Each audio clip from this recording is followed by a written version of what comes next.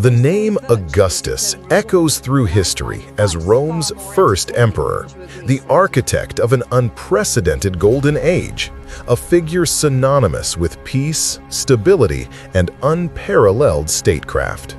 But beneath that carefully sculpted facade of benevolent leadership and divine favor lies a labyrinth of calculated ruthlessness, chilling pragmatism, and deeply unsettling secrets that history has largely glossed over or deliberately chosen to forget. His story is not just one of triumph, but of profound manipulation, brutal consolidation of power, and personal tragedies intertwined with political machinations that shaped the very foundation of an empire. Let's strip away the carefully constructed Augustan propaganda and peer into the shadows. The boy born Gaius Octavius, Caesar's great-nephew, inherited a world ablaze with civil war after his adoptive father's assassination. He was a mere 18 years old, initially dismissed as a lightweight by seasoned power players like Mark Antony. But Octavian quickly proved his detractors catastrophically wrong, displaying a political acumen and an unyielding will that would define his ascent. His early years were marked by a shocking ruthlessness, a stark contrast to the image of the peacebringer he would later cultivate. He saw how Caesar's clemency might have led to his downfall, and he was determined not to repeat that mistake. One of the most horrifying secrets of his rise was the proscriptions. Alongside Antony and Lepidus, forming the second triumvirate, Octavian unleashed a wave of state-sanctioned murders designed to eliminate political rivals and seize their wealth. Over 300 senators and 2,000 equestrians were condemned, hunted down, and butchered in plain sight. Among these victims was the renowned orator Cicero, a man who had famously criticized Antony and, by extension, the new power structure. Octavian, despite Cicero's earlier support, allowed his execution. This act alone signaled a chilling willingness to sacrifice anyone, even past allies, for political expediency. It was a clear demonstration that his ambition knew no moral bounds in the pursuit of absolute control. The sheer scale and brutality of these purges are often downplayed in the grand narrative of Augustus the Reformer. The civil wars that followed were equally brutal, showcasing Octavian's cold resolve. The Perusian War against Antony's brother Lucius Antonius and wife Fulvia, while resulting in their lives being spared due to their connection to Antony, saw hundreds of Lucius's allies, 300 senators, executed on the Ides of March 40 BC, a grim anniversary of Caesar's death. The city of Perugia itself was burned to the ground as a chilling warning. This was not the act of a reluctant leader, but of a calculating strategist who understood the power of terror to subdue opposition. Then came the epic showdown with Mark Antony and Cleopatra. While history often paints this as a noble Roman effort against an Oriental threat, Augustus's campaign was a masterclass in propaganda, designed to utterly vilify his rivals and consolidate Roman opinion behind him. Antony was relentlessly portrayed as a Roman seduced and enslaved by an ambitious, decadent foreign queen, a man who had abandoned Roman values for Eastern extravagance. Cleopatra was depicted as an evil temptress with ambitions to conquer Rome itself. This deliberate smear campaign was so effective that it shaped how history remembers them, ensuring that Octavian's victory at Actium was seen not just as a military success, but as a moral triumph for Rome, saving it from a perceived existential threat.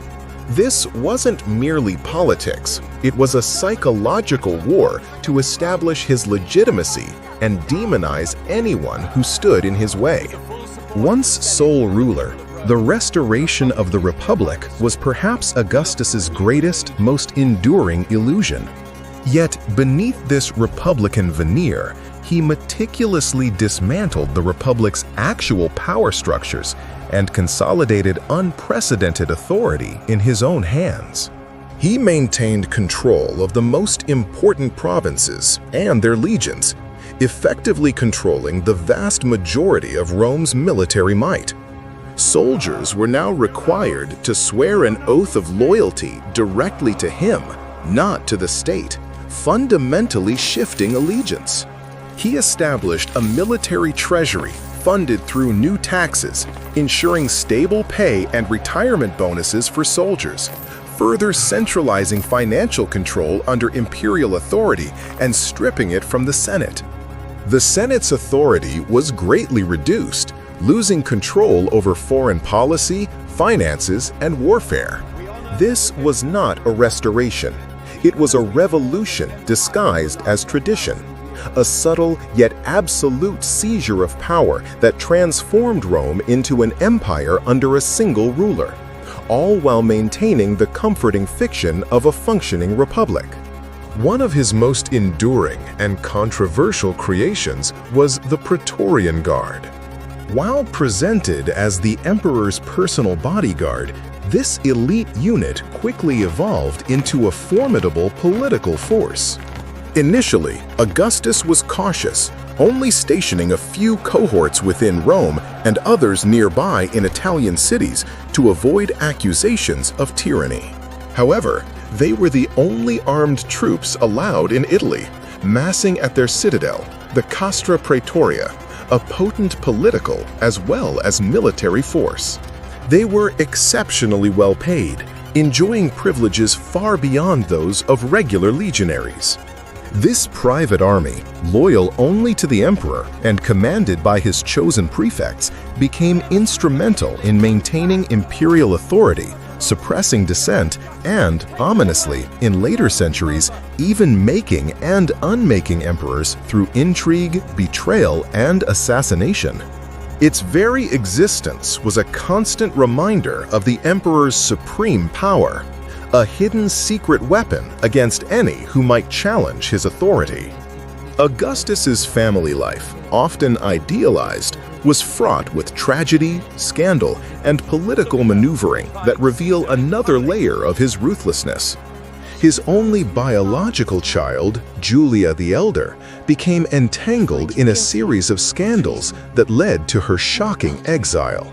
Though official reasons cited repeated adultery and public misconduct, these accusations were deeply intertwined with political motivations. Julia was a strong-willed woman who reportedly ridiculed her father's moral laws and engaged in affairs that challenged his image as a moral reformer. Her association with Aulus Antonius, Mark Antony's son, was particularly alarming, as his family had once opposed Augustus. Ultimately, in 2 BC, Augustus exiled her, enforcing his own strict moral legislation, the Lex Julia, upon his own daughter. This public humiliation and the subsequent exile of her own daughter, Julia the Younger, for similar alleged transgressions, served as a stark warning to other aristocratic families and demonstrated Augustus's unyielding commitment to his moral agenda, even at immense personal cost. He never forgave Julia the Elder, refusing to allow her return to Rome despite public petitions and even banning her from burial in his mausoleum. Some historians theorize that Julia the Elder's exile was not just for adultery, but for involvement in a revolt. Regardless, Augustus's refusal to allow Julia the Younger's child to be raised while she was in exile, effectively condemning his own great-grandchild, is a chilling detail often overlooked. The mysterious deaths of his chosen male heirs further expose the anxieties and potential dark undercurrents of his reign. Augustus, plagued by ill health throughout his life, was deeply concerned with succession. He outlived several promising candidates: his nephew Marcellus, his grandsons Gaius and Lucius Caesar. Marcellus died young. Then Gaius and Lucius, sons of Julia the Elder and Agrippa, died at the ages of 23, 19, and 21, respectively.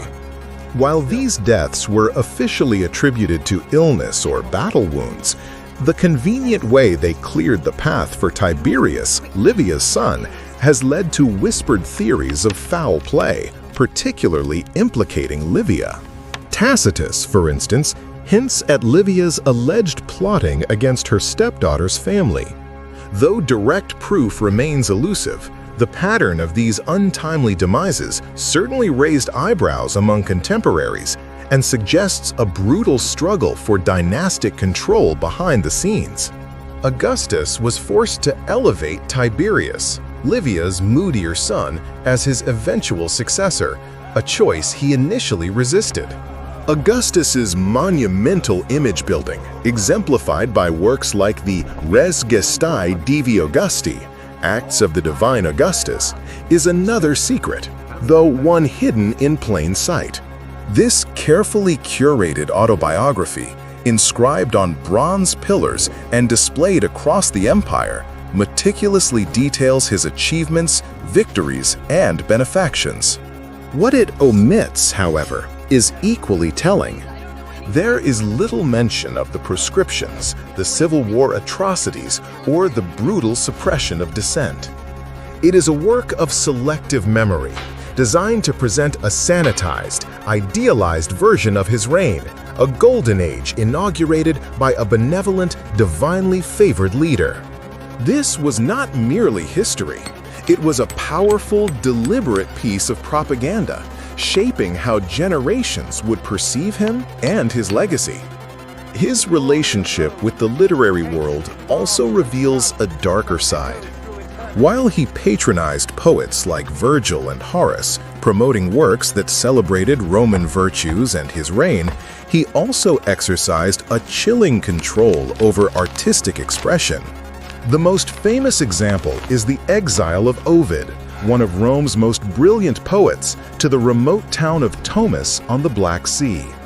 The poem was almost certainly his Ars Amatoria, a playful guide to seduction and extramarital affairs, which directly challenged Augustus's strict moral legislation, the Lex Julia, aimed at promoting traditional family values and increasing birth rates among the upper classes.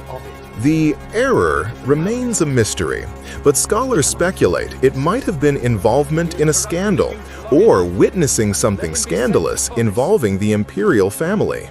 Regardless, Augustus's decision to banish a celebrated poet without trial by his exclusive intervention demonstrated that even artistic freedom was subject to his will if it threatened his carefully constructed moral and political order.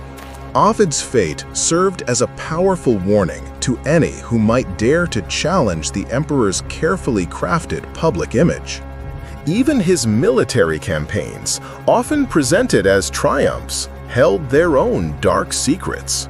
While Augustus secured Roman borders and ended decades of civil war, not all campaigns were glorious. The catastrophic defeat in the Teutoburg Forest in 9 AD, where 3 entire Roman legions were annihilated by Germanic tribes under Arminius, was a deeply humiliating and traumatic event for Rome. This disaster, resulting in the loss of 16,000 to 20,000 Roman soldiers, equal to 10% of Rome's military manpower, shattered Augustus's image of invincibility. He refused to cut his hair or beard for months as a sign of mourning. Yet, in his public accounts, this devastating loss was downplayed or omitted, preserving the image of an undefeated military leader. The Teutoburg disaster was a secret that Augustus desperately tried to bury, a profound chink in the armor of his otherwise flawless imperial narrative.